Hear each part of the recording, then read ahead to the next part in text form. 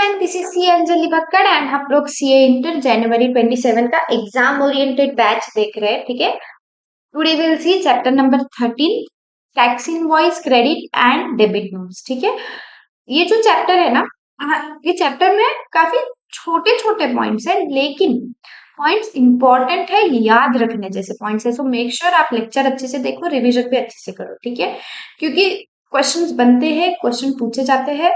मैंने past paper analysis किया है पिछले 5-6 अटेम्प्ट का, पूछे भी जाते हैं, एमसीक्यूज में भी इस चैप्टर से क्वेश्चंस बनते हैं। ठीक है, तो ऐसा लगेगा कि हाँ कितने ही छोटे छोटे पॉइंट्स हैं ऐसे ही, बट याद रखना जरूरी है। ठीक है, and if you need this notes, नीचे डिस्क्रिप्शन में मैंने टेलीग्राम चैनल का लिंक दे रखा है, आप वहां से नोट्स डाउनलोड कर सकते हो। ठीक है, make sure to like the video and subscribe the channel, ताकि सब तक वीडियो पहुंचे एंड आप तक सारी इंपॉर्टेंट अपडेट्स पहुंचे। ठीक है, let's start chapter number 13 tax invoice credit notes and debit. ठीक है, सब कुछ डिटेल में पढ़ेंगे। ठीक है, सबसे पहले कुछ इंपॉर्टेंट डेफिनेशन है जो इस चैप्टर में, इसके अगले चैप्टर्स में हर जगह काम आती है, रिलेवेंस होता है। ठीक है, सो आपको ये जो डेफिनेशन है ये ध्यान रहनी चाहिए। ठीक है, सबसे पहले तो कंटिन्यूअस सप्लाई ऑफ गुड्स का क्या मतलब है। Supply of goods which is provided, agreed to be provided continuously on a recurrent basis. मेरी तबीयत थोड़ी सी खराब है, ठीक है, प्लीज थोड़ा अच्छी से सुन लो लेक्चर।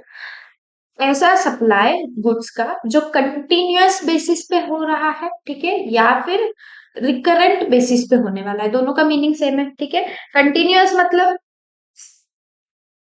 कंटिन्यू चल ही रहा है, कंटिन्यूअस का क्या मतलब समझो आपको, करेक्ट। एंड रिकरेंट का मतलब बार बार, रिकरेंट का मतलब हिंदी वर्ड, हिंदी ट्रांसलेशन देखे तो बार बार। ठीक है, तो ऐसा सप्लाई ऑफ गुड्स जो कंटिन्यूअस होने वाला है, बार बार होने वाला है, अंडर अ कॉन्ट्रैक्ट, कॉन्ट्रैक्ट या एग्रीमेंट रहना जरूरी है। ठीक है, थर्ड, वेदर और not by means of wire, cable, pipeline और other conduit, and for which the supplier invoices the recipient on a regular periodic basis and include supply of such goods as government may subject to conditions as may by notification specify। क्या है, continuous या recurrent basis पे supply हो रहा है goods का, ठीक है, अंडर अ कॉन्ट्रैक्ट। ठीक है, एक कॉन्ट्रैक्ट है, उसके हिसाब से वो कंटिन्यूअस सप्लाई हो रहा है, जहां हर बार जब सप्लाई होगा, every recurrent time supplier will issue a separate invoice to the recipient. ठीक है, इसके अलावा अगर गवर्नमेंट बोलता है कि कोई चीज कुछ स्पेसिफाई करता है गवर्नमेंट कि ये कंटिन्यूअस सप्लाई ऑफ गुड्स का पार्ट है, तो वो भी उसमें इंक्लूड किया जाएगा। फिर से देखते हैं कंटिन्यूअस सप्लाई ऑफ गुड्स का मीनिंग, कि एक ऐसा सप्लाई ऑफ गुड्स जो कंटिन्यूअस या रिकरेंट बेसिस पे हो रहा है, कॉन्ट्रैक्ट रहना जरूरी है, सप्लायर जो है एवरी टाइम इनवॉइस इशू करेगा रिसिपिएंट को, और अगर गवर्नमेंट ने कुछ बोला तो वो भी इंक्लूड किया जाएगा। Similarly continuous supply of services का क्या मतलब है, it is agreed to be provided continuously on recurrent basis under a contract for a period exceeding 3 months with periodic payment obligations. Include supply of such service as government may subject to such conditions, notification through specify कर सकता है government. ठीक है, क्या है, पहला point तो same है, कंटिन्यूअस या रिकरेंट बेसिस पे सप्लाई ऑफ सर्विस हो रहा है। सेकेंड पॉइंट भी आपका सेम है, अंडर अ कॉन्ट्रैक्ट रहना चाहिए। ठीक है, थर्ड पॉइंट क्या बोलता है कि जो कंटिन्यूअस सप्लाई ऑफ सर्विस है, माना जाएगा कि this service is continuous supply of service जब वो 3 मंथ्स से ज्यादा के लिए, 3 मंथ्स से ज्यादा के लिए वो जो सर्विस है वो सप्लाई होगी, तो उसे कंटिन्यूअस सप्लाई ऑफ सर्विस बोला जाएगा। टाइम पीरियड दे दिया है, कंटिन्यूअस सप्लाई ऑफ सर्विस के केस में टाइम पीरियड दे दिया है कि 3 महीनों का टाइम पीरियड है, उन 3 मंथ्स में 3 मंथ्स से ज्यादा रहना चाहिए, तो वो कंटिन्यूअस सप्लाई ऑफ सर्विस माना जाएगा। पेमेंट का ऑब्लिगेशन रहना चाहिए, ठीक है, पीरियोडिक पेमेंट ऑब्लिगेशन रहना चाहिए, जो यहाँ का फोर्थ पॉइंट है। ठीक है, and include supply of such service as government में स्पेसिफाई। अगर गवर्नमेंट ने कुछ बोला कि ये कंटिन्यूअस सप्लाई ऑफ सर्विस का पार्ट रहेगा, तो हम वो भी इंक्लूड कर लेंगे। ठीक है, ये हो गया आपका कंटिन्यूअस सप्लाई ऑफ गुड्स और कंटिन्यूअस सप्लाई ऑफ सर्विस का मीनिंग। ठीक है, नेक्स्ट हम देखेंगे टैक्स इनवॉइस सेक्शन नंबर 31 क्या बोलता है। This we have already studied in detail in your time of supply chapter. ठीक है, यहाँ पे फिर से फटाफट बता देती हूँ क्योंकि रिलेवेंस आता है, इसलिए सेक्शन नंबर 31 हम फिर से देख लेंगे। ठीक है, tax invoice shall be issued, कौन इशू करेगा? By a registered person supplying taxable goods और सर्विसेज, और both be a registered person receiving taxable goods और सर्विस फ्रॉम अनरजिस्टर्ड सप्लायर। दो केसेस बोल दिया इन्होंने। एक केस वो है जहां पे सपोज मैं कौन हूं, मैं हूं सप्लायर। ठीक है, मैं हूं ए बी और मैं हूं सप्लायर। ठीक है, मैं कर रही हूँ सप्लाई कर रही हूँ वीबी। ठीक है, वीबी कौन हो गया? आपका रिसिपिएंट हो गया। ठीक है, चाहे सप्लाई ऑफ गुड्स कर रही हूँ चाहे सप्लाई ऑफ सर्विस कर रही हूँ। इंपॉर्टेंट पॉइंट ध्यान में रखने जैसा ये है कि ये जो सप्लाई ऑफ गुड्स या ये जो सप्लाई ऑफ सर्विस है ये टैक्सेबल रहना चाहिए। अगर मैं टैक्सेबल सप्लाई ऑफ गुड्स या टैक्सेबल सप्लाई ऑफ सर्विस कर रही हूँ, सप्लायर ए बी जो कि वीपी को कर रही है, तो अगर मैं रजिस्टर्ड हूँ, ये पहला केस है आपका जहां मैं रजिस्टर्ड हूँ, एंड सेकेंड केस जहां मैं एक अनरजिस्टर्ड पर्सन हूँ। दो केसेस है। ठीक है, तो अगर मैं रजिस्टर्ड हूँ तो मैं इनवॉइस इशू करूंगी वीबी को, करेक्ट? ठीक है, लेकिन अगर मैं अनरजिस्टर्ड पर्सन हूँ एंड वीबी जो है एक रजिस्टर्ड पर्सन है जो एक अनरजिस्टर्ड पर्सन से सप्लाई ले रहा है, तो VB will issue invoice to me. Understood? ठीक है, दो केसेस से इनवॉइस इशू होगा एज पर सेक्शन नंबर 31। ठीक है, टाइम लिमिट क्या है? इनवॉइस इशू होगा कभी भी कर सकते हो क्या? नहीं, सेक्शन 31 में लिमिट दी गई है हर केस की, उस टाइम लिमिट में आपको टैक्स इनवॉइस इशू करना पड़ता है। देखो, अगर आप टैक्सेबल सप्लाई कर रहे हो गुड्स का, ठीक है, तो आपके क्या केसेस है? एक तो आपके गुड्स में मूवमेंट इन्वॉल्व है, सेकंड आपके गुड्स में कोई मूवमेंट इन्वॉल्व नहीं है, या फिर थर्ड आप जो गुड्स दे रहे हो वो सेल या रिटर्न बेसिस पे दे रहे हो। ठीक है, सेल और रिटर्न बेसिस समझते हो ना, फाउंडेशन क्लियर करके आए हो। ठीक है, तो अगर आप गुड्स सप्लाई कर रहे हो जिसमें मूवमेंट इन्वॉल्व है, तो जब आप गुड्स को रिमूव करोगे, at the time of removal when there is movement involved, at the time of removal of goods, आप क्या करोगे? टैक्स इनवॉइस इशू करोगे कि गुड्स में कोई मूवमेंट इन्वॉल्व है ही नहीं। ठीक है, तो फिर time limit at the time of delivery, जब आप रिसिपिएंट को गुड्स डिलीवर करोगे eight the time of delivery tax invoice issue किया जाएगा। ठीक है, अंडरस्टूड? और अगर आप सेल या रिटर्न बेसिस पे सप्लाई करते हो गुड्स का, ठीक है, सेल या रिटर्न बेसिस पे सप्लाई करते हो गुड्स का, तो टाइम लिमिट क्या है? बिफोर और at the time of supply, मतलब जब आपने जो सेल और रिटर्न बेसिस पे गुड्स दिए हैं, तो जब एक्चुअली सप्लाई होगा, मतलब जिसको मैंने सेल या रिटर्न बेसिस पे दिए, ठीक है, तो जब वो बंदा, सामने वाला बंदा जब एक्चुअली सप्लाई करेगा तब इनवॉइस इशू होगा, या तो फिर with in 6 months from removal whichever is earlier. मतलब सपोज टुडे मैंने सेल या रिटर्न बेसिस पे SRE सेल और रिटर्न बेसिस पे मैंने सप्लाई किया है गुड्स का। ठीक है, एक पर्सन को XYZ। ठीक है, XYZ। अब इसका टाइम लिमिट क्या है? फर्स्ट केस जब एक्चुअली ये जो XYZ है ये सप्लाई करेगा तब, या तो फिर second 6 months from date of removal. From date of removal मतलब मैंने जब सप्लाई किया वहां से 6 महीना, इन दोनों में से जो भी अर्लियर डेट है, इन दोनों में से जो भी अर्लियर डेट है, that date would be time limit for issue of invoice as per section number 31। Goods के केस में 3 केसेस है, मूवमेंट इन्वॉल्व है, नहीं है, और सेल और रिटर्न बेसिस। ठीक है, मूवमेंट अगर इन्वॉल्व है तो eight the time of removal, नहीं है तो eight the time of delivery. Cell return basis पे at the time of supply or 6 months from date of removal whichever is earlier date you will issue tax invoice। ठीक है, अगर आप supply कर रहे हो सर्विस का, कैसी सर्विस? Taxable service.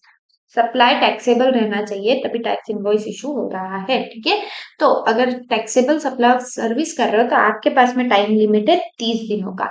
जब भी सर्विस दोगे उसके बाद में 30 days, within 30 days you have to issue tax invoice. लेकिन अगर आप कोई इंश्योरेंस कंपनी हो, कोई बैंकिंग, कोई NBFC, ठीक है, कोई फाइनेंशियल इंस्टीट्यूशन है, ऐसे वाले जो ये है, ये लोग अगर सप्लाई ऑफ सर्विस कर रहे हैं तो इनको टाइम लिमिट 45 दिनों का दे रखा है। For them the time limit to issue tax invoice is 45 days. Important point to keep in mind, ठीक है।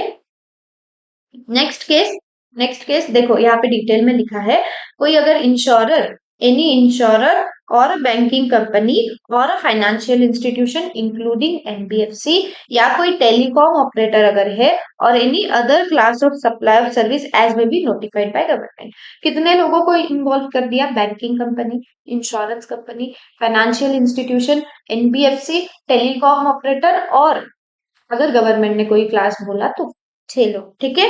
Making taxable supply of service between distinct person.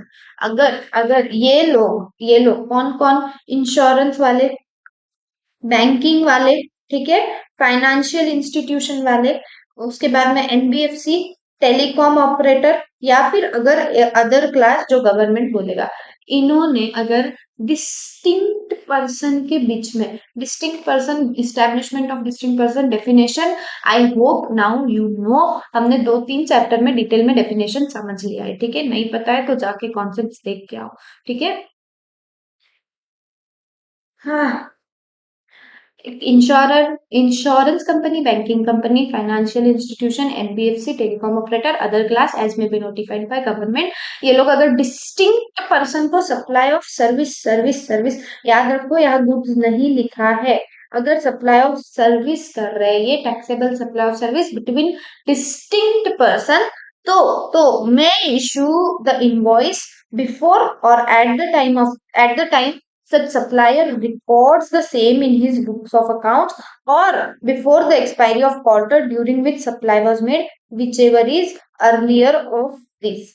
क्या बोल रहे हैं? अगर ये लोग डिस्टिंक्ट पर्सन के बीच में सप्लाई करते हैं सर्विस का तो टैक्स इनवॉइस कब तक इशू कर सकते हैं? 2 डेट है। एक डेट ये है कि जो सप्लायर है, वो बुक्स ऑफ अकाउंट्स में जब रिकॉर्ड करेगा वो डेट, या तो फिर सेकेंड डेट है before the expiry of the quarter during which supply was made. For example अभी चल रहा है अगस्त, ठीक है, तो अगस्त क्वार्टर के बाद अप्रैल मई जून, ठीक है, जुलाई अगस्त सितंबर अक्टूबर नवंबर दिसंबर, if you understand the quarters, ठीक है। तो क्वार्टर मंथ वाला, ठीक है, not that one, sorry, not that one, ठीक है। तो अगर आप एक तो सप्लायर जब बुक्स ऑफ अकाउंट्स में रिकॉर्ड करेगा वो डेट, या फिर before the expiry of the quarter. अगस्त मंथ वाला क्वार्टर कब एंड होगा? सितंबर, 30 सितंबर को, करेक्ट, ठीक है। तो before the expiry of the quarter या फिर जब बुक्स ऑफ अकाउंट्स में रिकॉर्ड हुआ, whichever is earlier date आप टैक्स इनवॉइस इशू करोगे, ठीक है। नेक्स्ट अगर अगर सप्लाई ऑफ सर्विस आप कर रहे हो, कंटिन्यूअस सप्लाई ऑफ सर्विस अगर है और सर्विस देते देते बीच में सर्विस सीज हो रही है, रुक रही है बिकॉज ऑफ एनी XYZ, तो जिस टाइम, जिस मोमेंट, जिस दिन पे सप्लाई ऑफ सर्विस आपकी सीज हुई, at that time you will issue the tax invoice. Understood, ठीक है। नेक्स्ट, अगर आप कंटिन्यूअस सप्लाई ऑफ गुड्स कर रहे हो तो टैक्स इनवॉइस कब इशू होगा? एवरी टाइम बिफोर और at the time of each such successive statement of accounts is issued और each successive payment is received. whatever the case, successive statement है या सक्सेसिव पेमेंट है, ठीक है, बिफोर और at the time of each such successive statement is issued और successive payment is received, you will issue tax invoice for continuous supply of goods. मतलब every time you have to issue a tax invoice, ठीक है। Next, अगर आप supply of service, continuous supply of service कर रहे हो तो इस केस में 3 पार्ट है, देखो। Due date of payment is ascertainable, second due date आपको पता नहीं है पेमेंट कब होने वाला है, and third is payment is linked to completion of event, ठीक है। 3 केसेस है in case of continuous supply of service. पहला, आपका जो ड्यू डेट है पेमेंट का वो असर्टेनेबल है, मतलब आपके कॉन्ट्रैक्ट में, एग्रीमेंट में लिखा है कि पेमेंट कब होने वाला है, आपको पता है, आप असर्टन कर सकते हो पेमेंट कब होने वाला है, तो ऑन और before due date of payment simple है यार, जब पेमेंट हो रहा है तब कर लो इनवॉइस इशू, या उसके पहले करना चाहते हो तो उसके पहले कर लो। लेकिन अगर आप ड्यू डेट असर्टेन नहीं कर पा रहे हो, आपके कॉन्ट्रैक्ट में, एग्रीमेंट में कहीं कुछ नहीं लिखा है, देन बिफोर और at the time of receipt of payment, जब भी आप पेमेंट रिसीव हो रहा है तब आप टैक्स इनवॉइस इशू कर दो। उसके पहले करना चाहते हो तो कर सकते हो, ठीक है। Time limit is eight the time of receipt of such payment. और अगर आप कोई कंटिन्यूअस सप्लाई ऑफ सर्विस कर रहे हो और उसका जो पेमेंट है it is link to an event, example के लिए आप समझ सकते हो, सपोज कोई मैरिज इवेंट है, ठीक है। तो हम लोग क्या करते हैं मैरिज इवेंट में, इवेंट मैनेजमेंट वालों को हायर करते हैं, करेक्ट, ठीक है। नाउ द इवेंट मैनेजमेंट वाले लोग जो आपको सप्लाई ऑफ सर्विस देने वाले हैं, ठीक है, वो वो आपको जो सर्विस देने वाले हैं इट इज लिंक टू, आपका जो पेमेंट आप करोगे it is link to completion of event. जब मैरिज इवेंट कंप्लीट होगा तब आप उन्हें पेमेंट करोगे, पहले ही थोड़ी कर दोगे, वो आधा काम करके चले गए तो। सो एडवांस भले ही थोड़ा बहुत दिया जाएगा लेकिन फुल पेमेंट आप करोगे कब, जब आपका मैरिज इवेंट जो है वो कंप्लीट हो जाएगा। That means that means payment is link to completion of I mean of an event, correct, ठीक है। तो जब इवेंट कंप्लीट हुआ तब या उसके पहले आप इनवॉइस इशू करोगे ऑन और before the date of completion of that event. Understood? This is your continuous supply of service वाला केस, ठीक है, कि आप टैक्स इनवॉइस इशू करोगे। गुड सेंट ऑन सेल और रिटर्न बेसिस मैंने आपको ऑलरेडी ऊपर बता दिया है, बिफोर और at the time of actual supply, ठीक है, और 6 months from the date of removal, whichever is earlier of this two dates, आप टैक्स इनवॉइस इशू करोगे, ठीक है। ये हो गया आपका section number 31, time limit of issuing the tax invoice, ठीक है, in case of supply of goods और सप्लाई ऑफ सर्विस, ठीक है। जो टैक्स इनवॉइस इशू किया जाएगा, ठीक है, उस टैक्स इनवॉइस में क्या क्या चीजें लिखी रहनी चाहिए। एक, नेम, एड्रेस और जीएसटी नंबर किसका, सप्लायर का। जो सप्लाई कर रहा है उसका नाम रहेगा, उसका एड्रेस रहेगा, उसका जीएसटी नंबर रहेगा, ठीक है। Consecutive serial number and date of issue, invoice का नंबर रहना चाहिए ना, इनवॉइस का नंबर होता है मैंडेटरीली, हर इनवॉइस का सेपरेट नंबर होता है, कॉन्जिक्यूटिव सीरियल नंबर आपके इनवॉइस का, और कौन से डेट को आप इनवॉइस इशू कर रहे हो, date of issue of invoice, ठीक है। जब इंटर क्लियर कर जाओगे और आर्टिकलशिप के लिए जाओगे ना, तो अगर आप ऑडिट डिपार्टमेंट में आर्टिकलशिप वगैरह करने गए ना, तो थोड़े महीने ना आर्टिकलशिप के स्टार्टिंग में वो वाउचिंग करना पड़ता है, वाउचिंग वेरिफिकेशन इनवॉइसेस का, ठीक है। टिक वाला काम होता है, चेक करना होता है, यही सब चेक करना होता है कि डेट है क्या, अमाउंट सही है क्या, इनवॉइस नंबर बराबर है क्या, ठीक है, नाम चेक करते हो सप्लायर का, रिसिपिएंट का, गुड्स का डिस्क्रिप्शन बराबर है क्या, एचएसएन कोड बराबर है क्या, यही सब डिटेल्स चेक की जाती है। जीएसटी रेट बराबर है क्या, जीएसटी का अमाउंट बराबर है क्या, टोटल वैल्यू जो है सप्लाई का वो बराबर है क्या, ये सब आर्टिकलशिप में आप वाउचिंग वेरिफिकेशन जब करते हो ना, तो ये सब डिटेल आपको इनवॉइस पे टिक करके देना पड़ता है, ग्रीन पेन से उल्टा टिक किया जाता है, ठीक है। तो ये सारी चीजें इनवॉइस पे रहनी चाहिए, ठीक है। जैसे सप्लायर का name, address, GST register, GST number चाहिए, वैसे रिसिपिएंट का भी लगेगा। और अगर अगर रिसिपिएंट रजिस्टर्ड है तो उसका भी जीएसटी नंबर आपको लिखना पड़ेगा, ठीक है। HSN code, harmonised system of nomenclature, आपके जो गुड्स है सप्लाई कर रहे हो आप, उसका एचएसएन कोड इनवॉइस में रहना चाहिए। उसके बाद जो गुड्स या सर्विस सप्लाई कर रहे हो उसका डिस्क्रिप्शन रहना चाहिए, क्वांटिटी रहनी चाहिए गुड्स के केस में, टोटल वैल्यू ऑफ सप्लाई आपका पूरा कंप्लीट इनवॉइस में दिखा रहना चाहिए, ठीक है। टैक्सेबल, उस टोटल वैल्यू में से आपका टैक्सेबल वैल्यू कितना है सप्लाई का। हो सकता है ना आप suppose X Y Z G H के ये प्रोडक्ट्स आप गुड्स बेच रहे हो, इसमें से आपका एक्स वाई जेड जो है टैक्सेबल है, आपका जी टैक्सेबल है, लेकिन आपका ये जो दो है ये this is non taxable, this is non taxable. तो आपका टोटल वैल्यू ऑफ सप्लाई जो भी रहेगा वो भी रहना चाहिए, और इसमें से टैक्सेबल वैल्यू ऑफ सप्लाई कितना है आपका वो भी इनवॉइस में लिखा रहना चाहिए, करेक्ट, ठीक है। उसके बाद में टैक्स रेट रहनी चाहिए, सीजीएसटी है, एसजीएसटी, आईजीएसटी, सेस सब कुछ रहना चाहिए, अमाउंट ऑफ टैक्स भी रहना चाहिए, प्लेस ऑफ सप्लाई रहना चाहिए, ठीक है। Address of delivery where different than place of supply, अगर सपोज मैं हूँ सप्लायर, ठीक है, मैं कौन हूँ, सप्लायर, मैं सप्लाई कर रही हूँ गुड्स का, करेक्ट, ठीक है। अब मेरा जो रिसिपिएंट है वो रिसिपिएंट महाराष्ट्र में है, बट द रिसिपिएंट वांट्स मी कि मेरा जो गुड्स का डिलीवरी हो, that delivery will be done in Gujarat. Recipient का कोई और इस्टेब्लिशमेंट गुजरात में है, वहां पे डिलीवरी करना है, रिसिपिएंट खुद महाराष्ट्र में है, तो प्लेस ऑफ सप्लाई अलग हो गया, ठीक है। गुड्स जहां मैं डिलीवर कर रही हूँ वो अलग है, ठीक है। तो दोनों मेरे को नाम लिखने पड़ेंगे। Tax payable on reverse charge basis, अगर आपका सप्लाई आप कर रहे हो उस पे आरसीएम एप्लीकेबल है, तो आपको इनवॉइस में वो लिखना पड़ेगा मैंडेटरीली कि this tax is payable under reverse charge mechanism, ठीक है। सिग्नेचर रहना चाहिए सप्लायर का, या सप्लायर के अलावा कोई ऑथोराइज्ड सिग्नेटरी है तो उसके केस में उसका साइन, ठीक है। क्यूआर कोड रहना चाहिए embedded IRN in it in case if invoice is issued.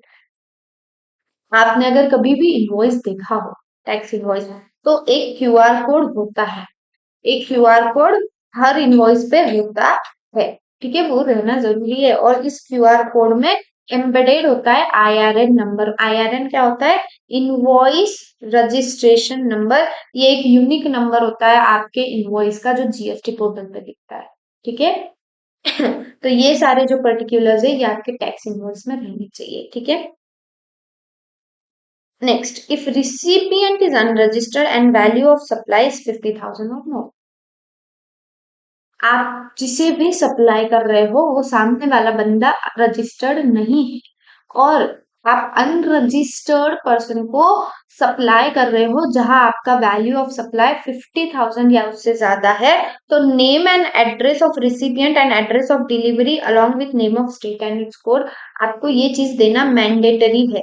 अगर आपका जो वैल्यू ऑफ सप्लाई है 50,000 से ज्यादा है, तो आप नाम, एड्रेस रिसिपिएंट का, एड्रेस ऑफ डिलीवरी अगर कहीं और डिलीवर कर रहे हो, along with the name of state and it's code, जहां डिलीवर कर रहे हो और स्टेट का कोड। सपोज महाराष्ट्र में हो रहा है तो महाराष्ट्र स्टेट का कोड क्या है 27, गुजरात में हो रहा है तो गुजरात का क्या है 24, ठीक है।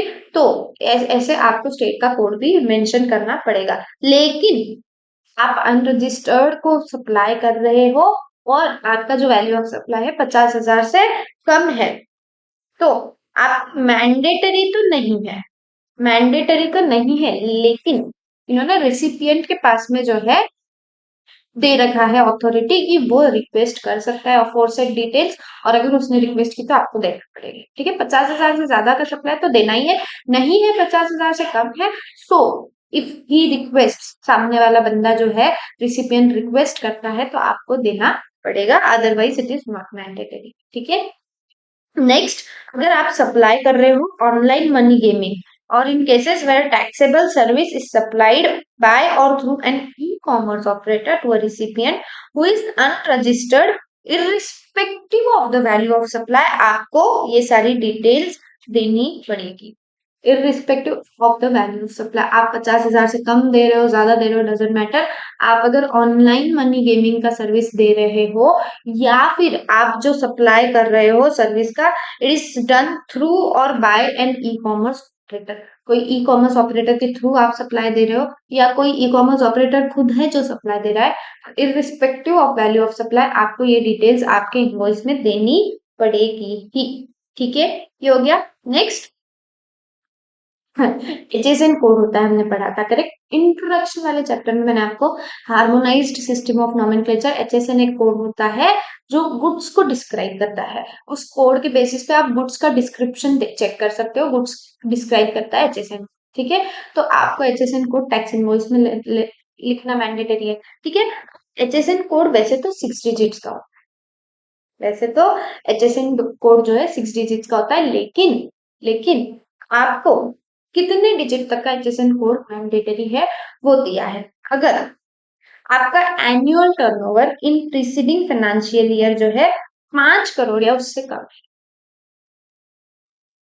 एनुअल टर्नओवर आपका कंप्लीट जो आप सेल है, एनुअल टर्नओवर जो आपका है प्रीसीडिंग फाइनेंशियल ईयर में आपका एनुअल टर्नओवर 5 करोड़ या उससे कम है, आपको 4 डिजिट्स का HSN कोड मैंडेटरी है फॉर B2B सप्लाई। B2B का क्या मतलब है? Supplier is a registered person as well as जो रिसिपिएंट है वो भी रजिस्टर्ड पर्सन है, दोनों रजिस्टर्ड है। B2B सप्लाई अगर आपका है तो आपको मैंडेटरीली 4 डिजिट का HSN कोड टैक्स इनवॉइस पे मेंशन करना पड़ेगा। अगर आपका सप्लाई B2C है, सामने वाला बंदा रजिस्टर्ड नहीं है, तो आपके पास में ऑप्शन है, नहीं दिया तो भी चलेगा, ऑप्शनल है कि आप 4 डिजिट का HSN कोड दोगे। ठीक है, लिखोगे इनवॉइस पे। कब? एग्रीगेट टर्नओवर 5 करोड़ या उससे कम है तो। अगर एग्रीगेट टर्नओवर बढ़ जाता है, 5 करोड़ से ज्यादा आपका एग्रीगेट टर्नओवर है, तो चाहे सप्लाई B2B हो या B2C हो, आपको मैंडेटरीली 6 डिजिट का पूरा HSN कोड टैक्स इनवॉइस पे देना पड़ेगा। क्या है? अगर 5 करोड़ या उससे कम है टर्नओवर तो 4 डिजिट फॉर B2B। B2C अगर है तो ऑप्शनल है। ठीक है, लेकिन 5 करोड़ से ज्यादा अगर आपका एग्रीगेट टर्नओवर हो रहा है प्रीसीडिंग फाइनेंशियल ईयर का, आप चाहे B2B सप्लाई कर रहे हो चाहे B2C सप्लाई कर रहे हो, डजेंट मैटर, आपको मैंडेटरीली 6 डिजिट का HSN कोड देना पड़ेगा। ठीक है, ये हो गया आपका HSN कोड। अब आप जो इनवॉइस इशू करते हो वो कैसे इशू करोगे, किस मैनर में इशू करोगे? देखो, अगर आप गुड्स का सप्लाई कर रहे हो तो ट्रिप्लिकेट 3 कॉपीज बनेगी इनवॉइस की। जो ओरिजिनल कॉपी रहेगी वो आप रिसिपिएंट को दोगे ऑब्वियसली। ठीक है, ओरिजिनल कॉपी रिसिपिएंट को, एक दूसरी कॉपी रहेगी डुप्लीकेट जो आप खुद के लिए फॉर ट्रांसपोर्टर के लिए रहेगा, एंड डुप्लीकेट कॉपी जो है खुद के लिए, सप्लायर खुद के लिए रखेगा। ठीक है, 3 कॉपीज बनेगी फॉर सप्लाई ऑफ गुड्स। एक ओरिजिनल कॉपी रहेगी जो आप रिसिपिएंट को दोगे, एक और कॉपी आप डुप्लीकेट उसका बनाओगे जो आप ट्रांसपोर्टर को दोगे जो आपकी गुड्स ट्रांसपोर्ट करके दे रहा है, and third copy triplicate copy supplier के पास रखेगा। अगर आप सप्लाई ऑफ सर्विस कर रहे हो तो 2 ही इनवॉइस रहेंगे, ओरिजिनल कॉपी रिसिपिएंट के लिए और डुप्लीकेट कॉपी सप्लायर के लिए। करेक्ट? ठीक है, ट्रांसपोर्टर के लिए कैसे रहेगा? सप्लाई ऑफ सर्विस में ट्रांसपोर्टर का क्या काम है ना बीच में। तो सप्लाई ऑफ गुड्स के केस में 3 इनवॉइस रहेंगे, सप्लाई ऑफ गुड्स सर्विस के केस में डुप्लीकेट इनवॉइस रहेंगे। Original recipient, duplicate transporter, duplicate services के केस में सप्लायर खुद के पास रखेगा, और गुड्स के केस में सप्लायर ट्रिप्लीकेट कॉपी खुद के पास रखेगा। ठीक है, the serial number of invoice issued during a month और quarter shall be furnished electronically. GSTR1 ये हम जीएसटी रिटर्न चैप्टर में वैसे तो डिटेल में देखेंगे, इधर सिर्फ इतना ध्यान रखो कि फॉर्म GSTR1 होता है, एक जीएसटी रिटर्न है जहां आप सारी डिटेल्स आपकी आउटवर्ड सप्लाई की देते हो। ठीक है, तो आप जो भी सीरियल नंबर रहेगा आपके इनवॉइस का, ठीक है, वो भी आपको फॉर्म GSTR1 में कंपल्सरीली देना होता है। ठीक है, now we will start new topic आपका e-invoicing. What is E invoicing?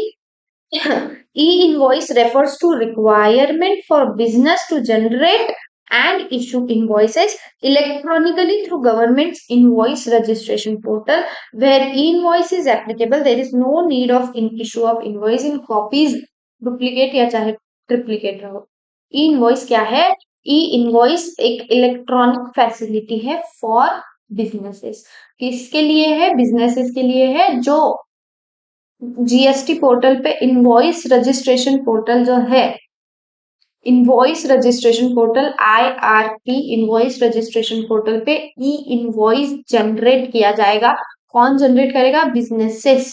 ठीक है, और जब ई इनवॉइस IRP पे जनरेट किया जाता है तो जो इनवॉइस इलेक्ट्रॉनिक फॉर्मेट में अवेलेबल है उसकी डुप्लीकेट या ट्रिप्लीकेट कॉपी की क्या जरूरत है ना। If you think common sense थोड़ा लगाओ तो इनवॉइस इज एप्लीकेबल अगर, तो there is no need of copies, चाहे डुप्लीकेट हो चाहे ट्रिप्लीकेट हो, no copy needed. Electronic format में है अब वो इनवॉइस अवेलेबल, तो कोई कॉपीज की जरूरत वैसे तो नहीं ही रहनी चाहिए। ठीक है, बिजनेसेस के लिए है, IRP पोर्टल पे जनरेट किया जाता है इलेक्ट्रॉनिकली ई इनवॉइस। ठीक है, कौन करेगा? Mandatorily required to issue e invoice all the registered businesses. जितने लोग बिजनेस कर रहे हैं सारे रजिस्टर्ड बिजनेस जो कि जीएसटी में रजिस्टर्ड है, all the registered businesses plus with an aggregate turnover based on PAN greater than 5 crore. अगर अगर 5 करोड़ से ज्यादा है, देखो ग्रेटर देन है, ग्रेटर देन इक्वल टू नहीं है, ठीक है। अगर 5 करोड़ तक है का टर्नओवर तो आप ई इनवॉइस इशू नहीं करोगे, जनरेट नहीं करोगे तो भी चलेगा। लेकिन अगर आपका टर्नओवर 5 करोड़ एक भी है, 5 करोड़ 1, 5 करोड़ से ज्यादा जब भी आपका एग्रीगेट टर्नओवर हो गया तो उस केस में आपको ई इनवॉइस एप्लीकेबल रहेगा in any preceding financial year from 2017। ऐसे नहीं है कि सिर्फ पिछले ही साल में 2017-18 से लेके 2000 अभी चल रहा है 26-27, मतलब 2025-26 तक कभी भी in any of this preceding financial year आपका एग्रीगेट टर्नओवर क्रॉस हो गया 5 करोड़, कोई भी साल में हुआ रहेगा, आपको ई इनवॉइस मैंडेटरी है, ठीक है। Required to issue e invoice कौन? ऑल द रजिस्टर्ड बिजनेसेस जिनका एग्रीगेट टर्नओवर 5 करोड़ से ज्यादा है किसी भी प्रीसीडिंग फाइनेंशियल ईयर में 2017-18 ऑनवर्ड्स। मैम 2017-18 ऑनवर्ड्स ही क्यों बेटा? जीएसटी आया ही 2017 में है, 1 जुलाई। जीएसटी आया ही 1 जुलाई 2017 को था। तो 2017-18 onwards any preceding financial year में आप क्या करोगे?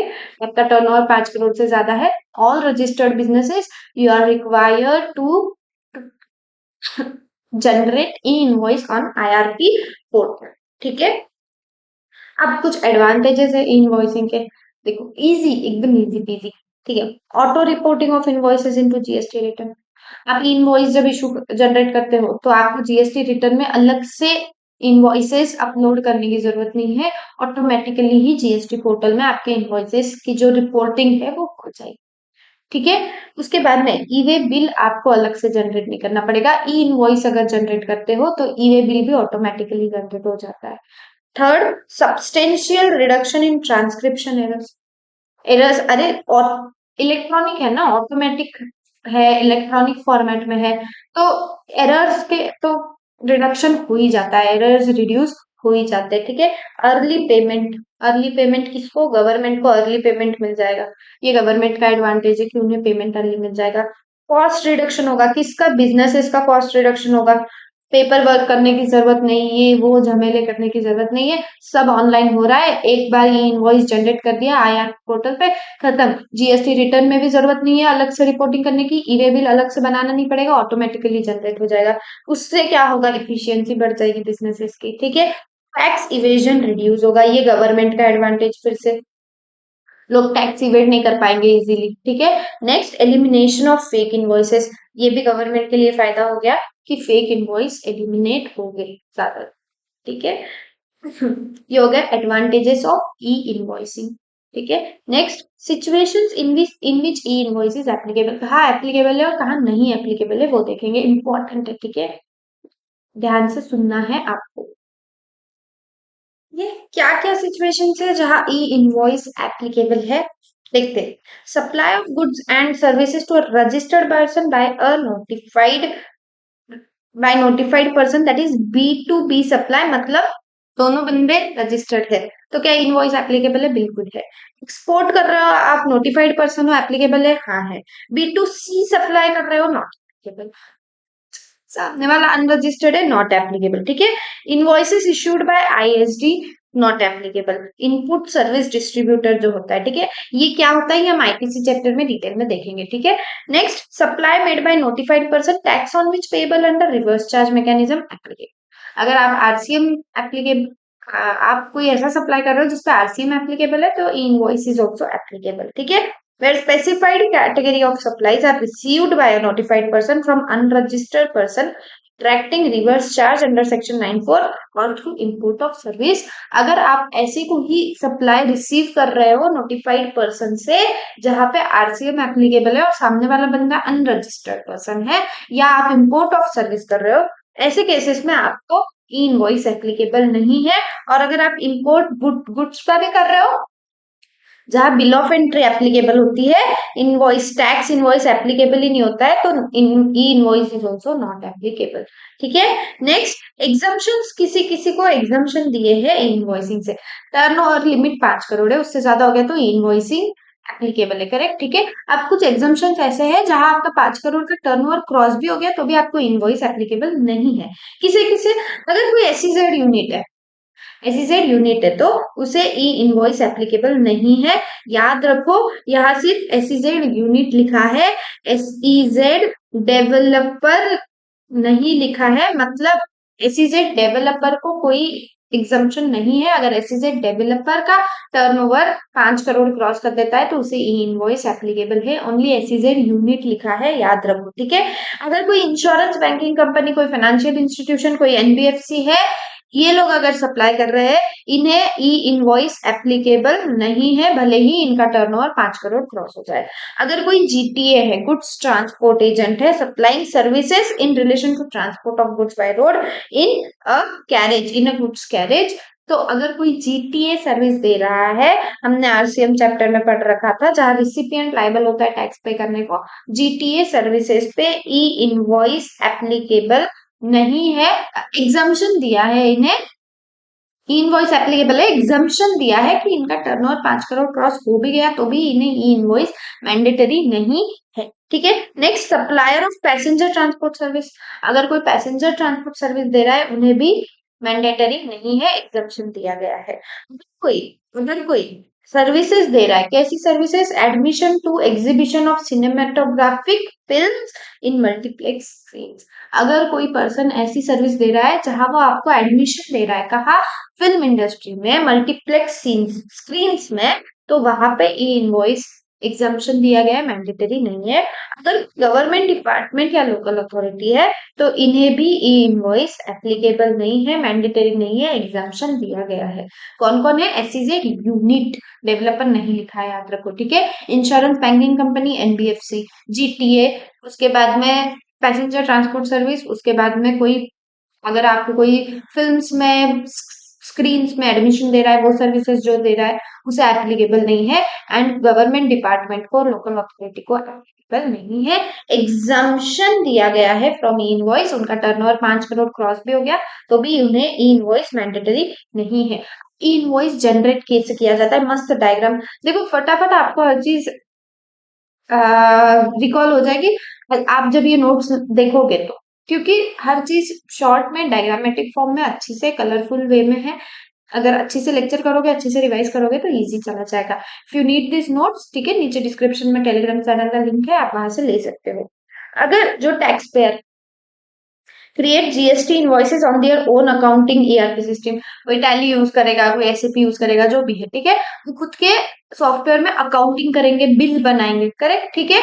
और वो जो बिल उन्होंने बनाया अपलोड करेंगे e invoice schema to IRP, जो वो ई इनवॉइस स्कीमा है वो IRP, invoice registration portal, invoice registration portal पे जो बिल बनाया जाएगा सॉफ्टवेयर में, टैली है, Tally prime, ERP, SAP, whatever, जो बिल बनाया जाएगा वो अपलोड किया जाएगा आईआरपी पोर्टल पे।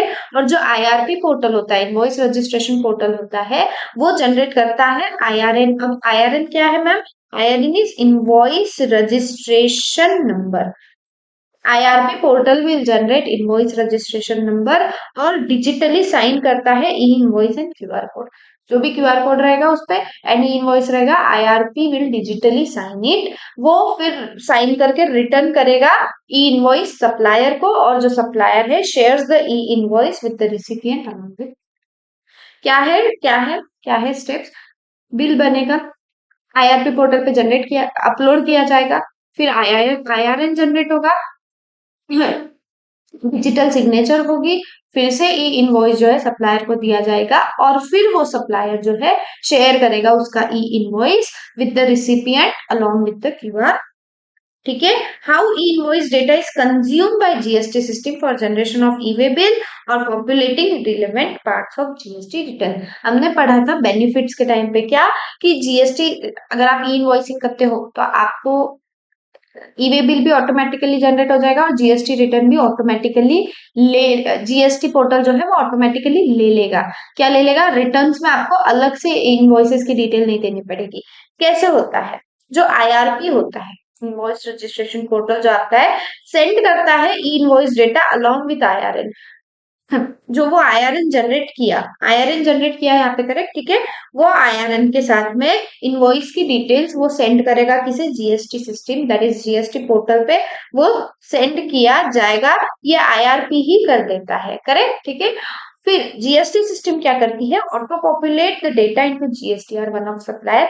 जो आउटवर्ड सप्लाई आपकी है जिसको आप जीएसटीआर वन में शो करते हो रिटर्न में, तो वो रिटर्न में ऑटो पॉपुलेट, ऑटोमेटिकली सारा डेटा पॉपुलेट हो जाएगा, जीएसटी सिस्टम कर देगा, ठीक है।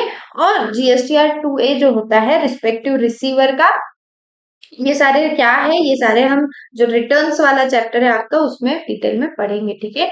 तो जीएसटी सिस्टम क्या करता है वो समझ लो सिर्फ, जीएसटी सिस्टम जीएसटी रिटर्न्स जो है R1 और 2A, इनमें डेटा सारा ऑटो पॉपुलेट कर देता है, ठीक है।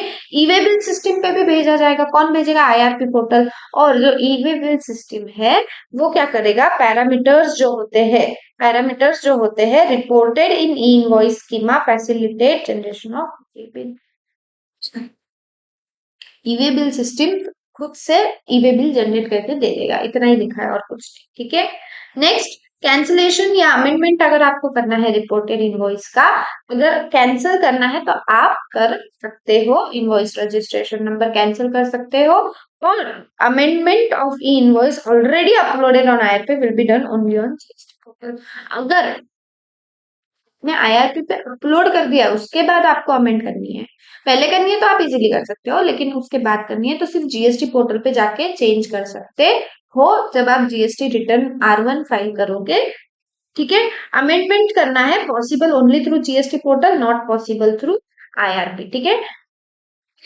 अब ई इनवॉइस स्कीमा क्या है, ई इनवॉइस स्कीमा एक यूनिफॉर्म स्टैंडर्ड फॉर्मेट है, फॉर्म जीएसटी आईएनवी 1 में होता है, जिसमें mandatory specified fields to be reported in electronic format to IRP, applicable for all businesses across the country.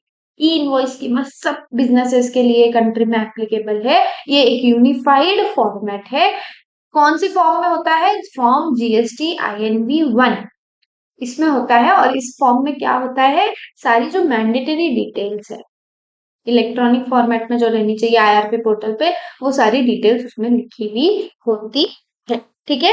Invoice registration portal क्या है, एक वेबसाइट है for uploading and reporting of invoices by notified person, जो मैंने ऊपर आपको already बता दिया, ठीक है। इनवॉइस रेफरेंस नंबर क्या है, आईआरएन नंबर एक यूनिक रेफरेंस नंबर होता है, generated and return by IRP, ऊपर हमने देख लिया, on successful registration of invoice GST invoice will be valid only with valid IRN.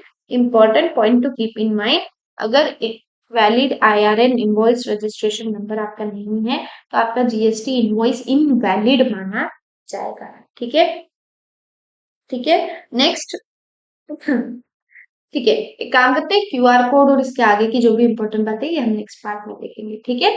तब तक के लिए आप इसे पूरा अच्छे से रिवाइज कर लो, क्या क्या हमने देखा, डेफिनेशन देखी, tax invoice section number 31, time limit देखा, ठीक है, क्या क्या रहना चाहिए टैक्स इनवॉइस में वो देखा, एचएसएन कोड देख लिया, ठीक है। उसके बाद में हमने मैनर ऑफ इशूइंग इनवॉइस देख लिया, ई इनवॉइसिंग हमने पूरा देख लिया, इम्पोर्टेंट है, ठीक है। अभी क्यूआर कोड, उसके अलावा डेबिट नोट्स, क्रेडिट नोट्स वाले जो पॉइंट है सारे हम नेक्स्ट पार्ट में देखेंगे, ठीक है। तब तक के लिए thank you so much, all the best, revise कर लेना, बाय बाय, मिलते हैं नेक्स्ट पार्ट में।